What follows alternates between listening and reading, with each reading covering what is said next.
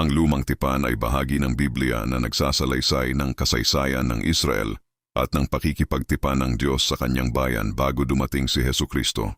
Maikling kwento. Nagsisimula ang Lumang Tipan sa paglikha ng mundo at tao.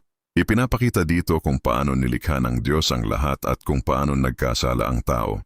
Sumunod ang mga kwento ng mga patriarka tulad ni Abraham, Isaac, Jacob at Jose, kung saan ipinangako ng Diyos na gagawin niyang isang dakilang bansa ang Israel. Pagkatapos makikita ang paglabas ng Israel sa Ehipto sa pamumuno ni Moises, ang pagbibigay ng kautusan, at ang pagpasok nila sa lupang pangako sa tulong ni Josue.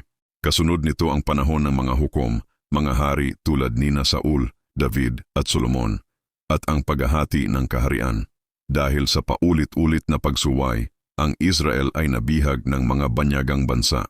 Sa kabila nito, patuloy na nagpadala ang Diyos ng mga propeta upang manawagan ng pagsisisi at magbigay ng pag-asa sa darating na Mesyas. Mahalagang aral, ang Diyos ay tapat sa kanyang mga pangako.